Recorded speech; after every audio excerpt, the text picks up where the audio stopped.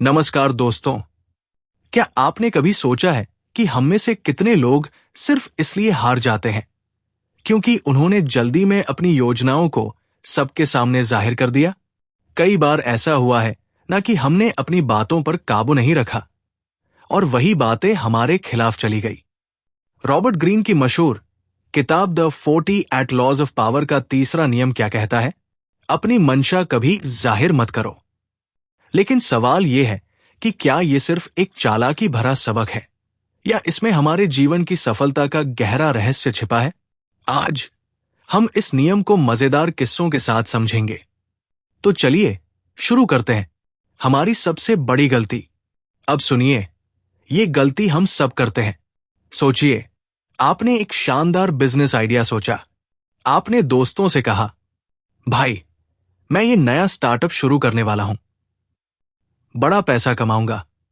लेकिन आपके दोस्तों में से एक ने वो आइडिया दूसरे को बता दिया और इससे पहले कि आप अपनी योजना पर काम शुरू करते, वो आइडिया किसी और का हो गया।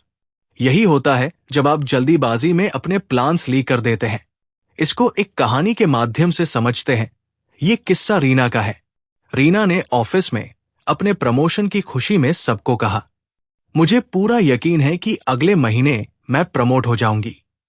उसकी चुपचाप सुनने वाली सहयोगी सीमा ने बॉस से जाकर कहा, सर, रीना शायद खुद को थोड़ा ज्यादा काबिल समझ रही है। और प्रमोशन किसे मिला? बिल्कुल सही सोचा, सीमा को।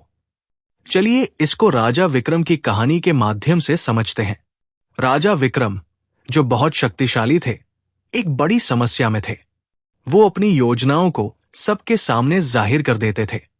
नतीजा, उनके मंत्री और दरबारी उनकी चालों को पहले ही समझ लेते थे और राजा अपनी योजनाओं में असफल हो जाते थे। इससे तंग आकर राजा ने एक साधु को अपने दरबार में बुलाया और मदद मांगी, जो पहले कई राजाओं की मदद कर चुके थे। साधु ने कहा, मैं आपकी मदद कर सकता हूं, परंतु इसके लिए आपको 7 दिनों तक मौन धारण करना होगा। राजा को यह काफी सरल लगा तो उसने हाँ कर दी। शुरुआत में राजा को बड़ी दिक्कत हुई, लेकिन धीरे धीरे उनकी चुप्पी ने दरबारियों को कंफ्यूज कर दिया और वो परेशान होने लगे। अब कोई उनकी योजनाओं का अंदाजा नहीं लगा पा रहे थे। 7वें दिन साधु ने राजा से कहा, आपकी ताकत ज्यादा बोलने में नहीं है, बल्कि कम बोलना ही असली ताकत है।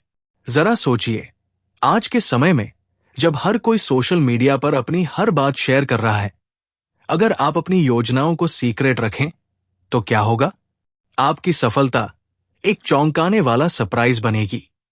अब सुनिए कैसे आप इस नियम को अपनी जिंदगी में लागू कर सकते हैं। अपने सपनों पर चुपचाप काम करें। सपने उन्हीं के सच होते हैं जो उन्हें सबसे छिपाकर पालते हैं। इसलिए बोलने से पहले सोचें।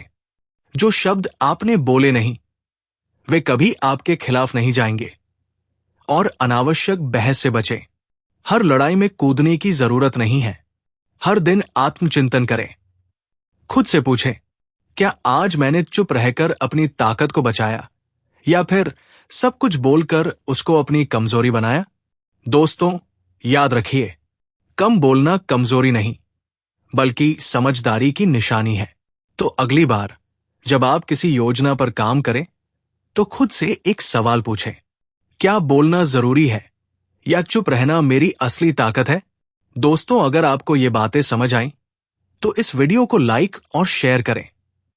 और हां, हमें कमेंट्स में बताएं कि क्या कभी बोलने की वजह से आपका नुकसान हुआ है।